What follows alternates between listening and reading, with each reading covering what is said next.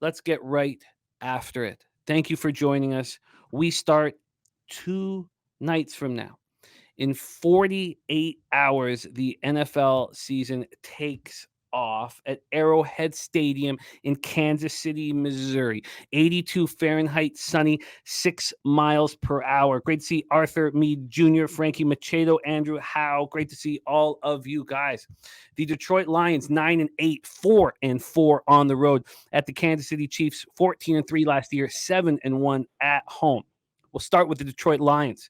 Their over under wins this season is 9.5, juiced to the over at minus 125. To win the NFC North, they are plus 130.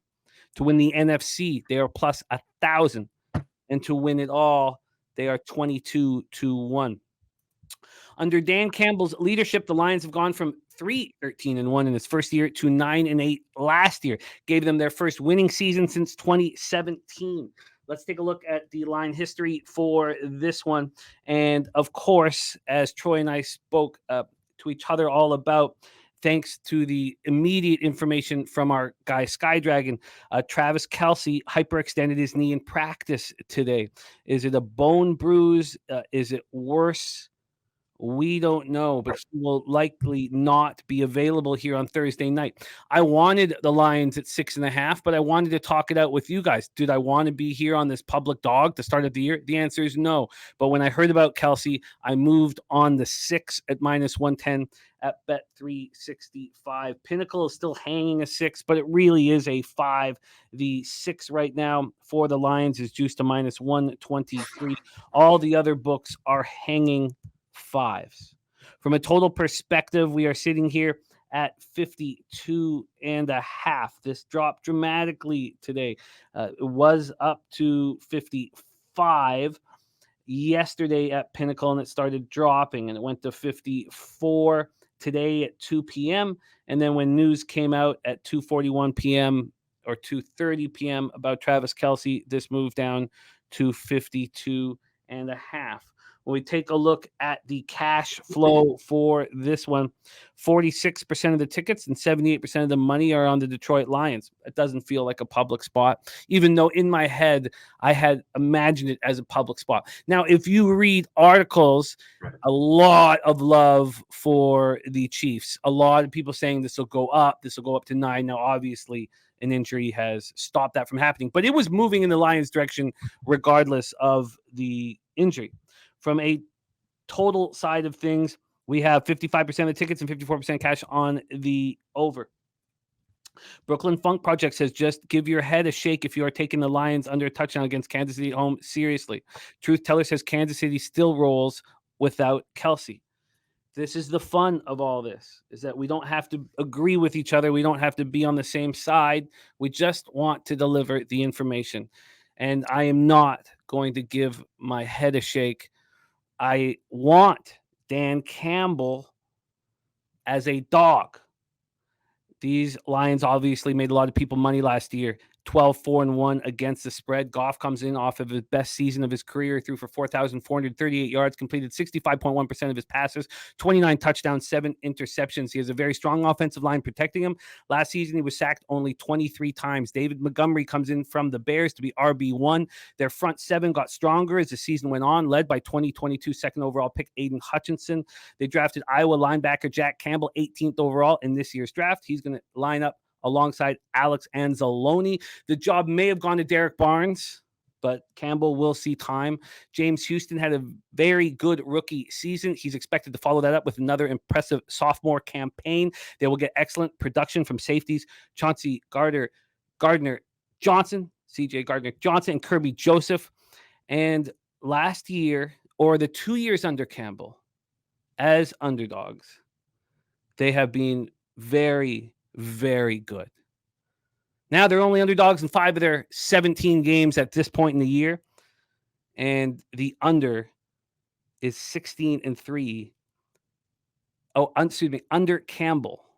The Lions are 16-3 in one possession games. Sorry, I was focusing on the total there. Under Campbell, the Lions are 16-3 against the spread in one possession games. And I expect this to be a one possession game. And they're the dog, and they have the points, and I trust them. Let's start with the Detroit Lions, before we get into the Kansas City Chiefs, Troy, do you like them? Are you betting them? Break it down for us. So, I'm like 50-50 in and out on the Lions just because the cat's kind of out of the bag, right? Like you were talking about. They've been so great. They've been one of the teams last year that were finished around 70% ATS. And when you start seeing teams have success like that, the books make adjustments.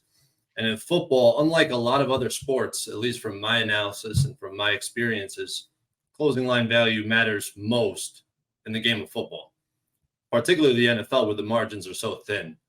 But like I was saying, the cat's out of the bag. I mean, last year they were plus 900 to win the division. Now they're one of the biggest favorites in all the divisions to win at plus 120.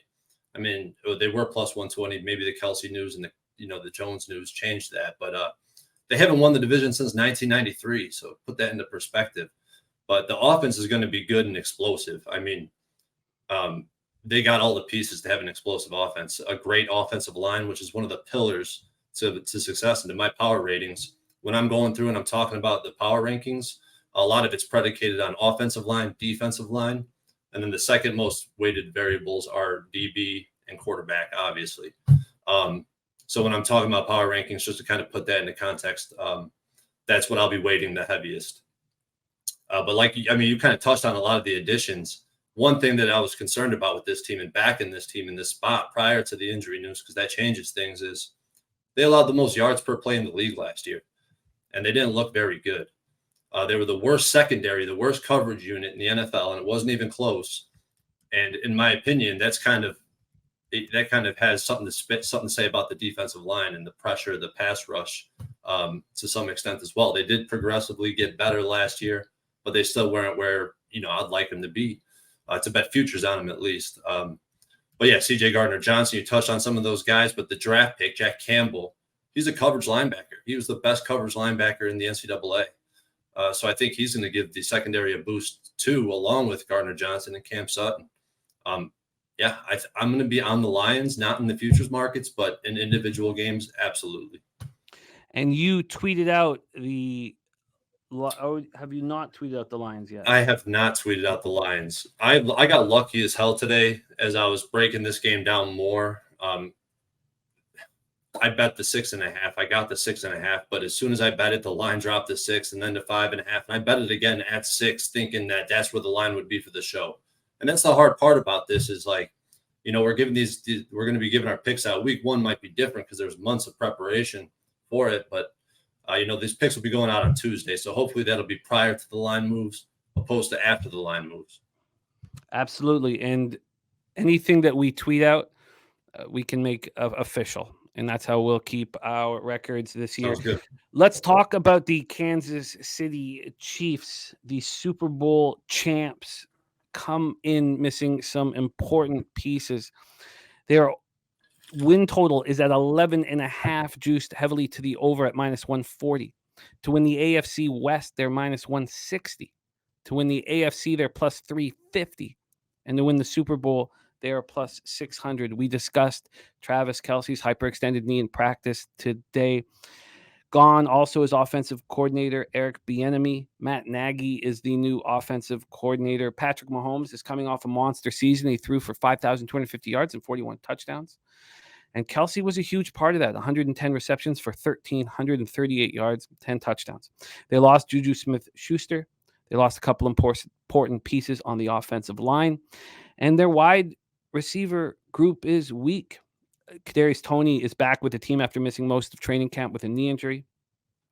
Marquez Valdes-Scantling, MVS, and Sky Moore are rounding out the other starting spots.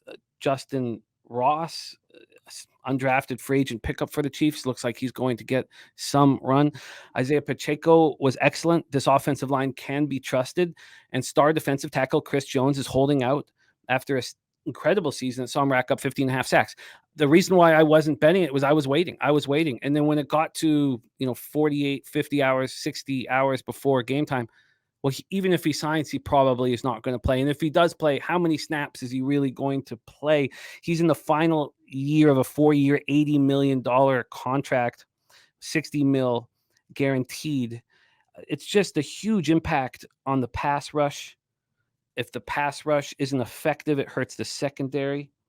The Chiefs have continually struggled to cover spreads over the last 3 years. Yes, they're an excellent team, but do you really want to back them to win by a touchdown in week 1 of the NFL season without these huge pieces of the puzzle?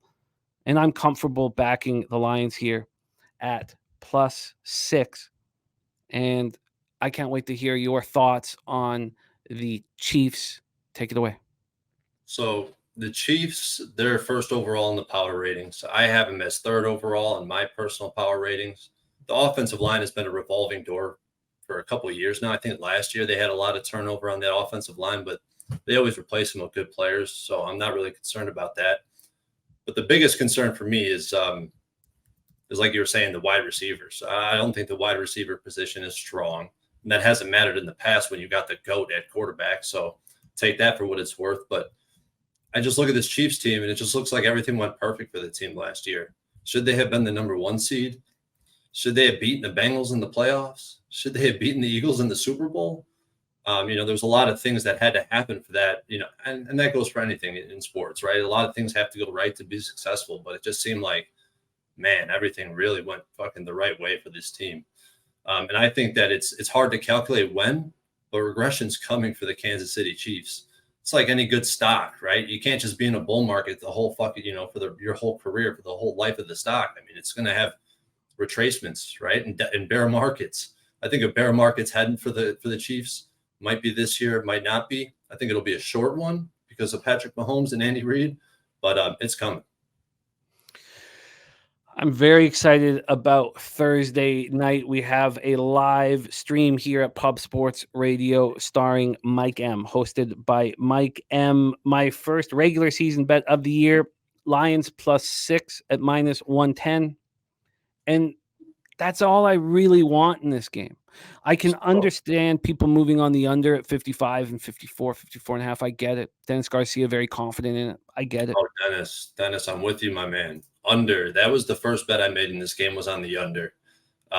Totals last year that closed at 54 or higher went 8-1 to the under. Chiefs at home are 8-2 to the under.